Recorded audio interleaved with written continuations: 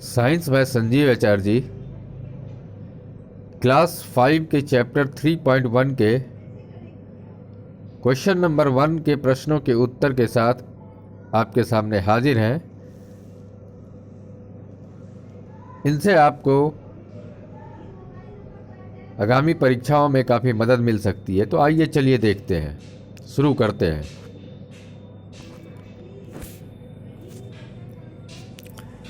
पहला प्रश्न है, why temporary houses are not strong houses. प्रश्न का जो अर्थ हुआ कि अस्थायी मकान जो होते हैं वो मजबूत क्यों नहीं होते हैं, तो इसका कारण क्या है। तो आंसर है इसका, because building materials used by temporary houses are not so strong. उत्तर में दिया गया है कि क्योंकि टेम्पररी हाउस बनाने के लिए जो मटेरियल यूज किया जाता है वो उतना मजबूत नहीं होता है। चलिए दूसरे प्रश्न की ओर चलते हैं।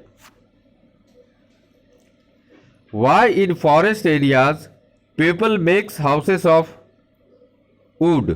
देखिए यहां पर फूड लिखा गया है, आप इसे करेक्ट कर लेंगे, वुड है आंसर। इसका क्वेश्चन का अर्थ हुआ कि जंगल वाले इलाके में रहने वाले लोग अपने घरों को लकड़ियों से क्यों बनाते हैं। तो इसका सही जवाब है, because woods are easily available in forest area. क्योंकि लकड़ी जो है फॉरेस्ट एरिया में आसानी से उपलब्ध हो जाती है। हमने चैप्टर में पढ़ा है कि कोई भी मकान जब बनता है तो उसमें एक महत्वपूर्ण जो बातें रहती है कि उस एरिया में मकान बनाने के लिए कौन सा सामान आसानी से उपलब्ध है। तो जंगल के एरिया में लकड़ी आसानी से उपलब्ध रहता है, इसलिए वहां बनने वाले मकानों में लकड़ियों का प्रयोग अक्सर होता है, अधिक मात्रा में होता है, और बल्कि कई घर तो बिल्कुल लकड़ी से ही बने हुए होते हैं। चलिए अगले प्रश्न की ओर चलते हैं। What are the classes of bees in a bee colony based on their function. प्रश्न कहता है कि बी मधुमक्खी जो है वो कितने तरह की होती है और उसका क्लासिफिकेशन, उसको जो बांटा गया है वो उसके कार्य के आधार पर, वो कौन कौन सा कार्य करती है और इसके आधार पर उसका क्या नाम है। तो उत्तर दिया गया है, classes of bees in a bee colony and their functions are. मतलब जो कॉलोनी है, बी कॉलोनी, मधुमक्खी की जो बाम्बी है, बीहाइव है, उसमें जो क्लास है मक्खियों के वो निम्न प्रकार है जो नीचे दिए हुए हैं। पहला है क्वीन बी, मतलब रानी मधुमक्खी। इसका काम क्या है, टू ले एग्स, मतलब वो अंडे देती है। दूसरा है drones, to mate with queens, इसका काम है कि क्वीन के साथ मिलना।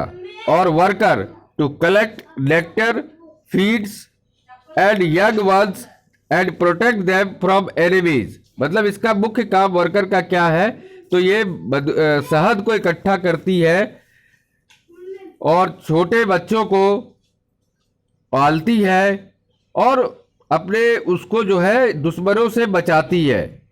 समझ में आ गया होगा आपको। चलिए देखते हैं आगे। What are the stages in the life cycle of an ant. मतलब चींटी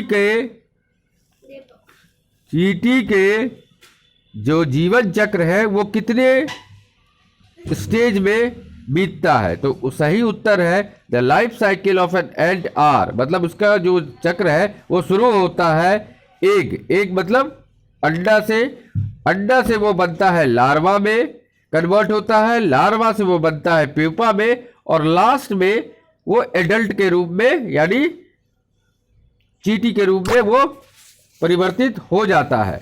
तो आपने देखा कि एंट का लाइफ चक्र जो है, जीवन चक्र है, वो 4 स्तर पर होता है, 4 तरीके से होता है। सबसे पहला होता है एग, दूसरा एग से थोड़ा बड़ा होने के बाद वो लार्वा में कन्वर्ट हो जाता है, और फिर वो प्यूपा में कन्वर्ट होता है, और फाइनली अंत में वो एडल्ट के रूप में कन्वर्ट हो जाता है।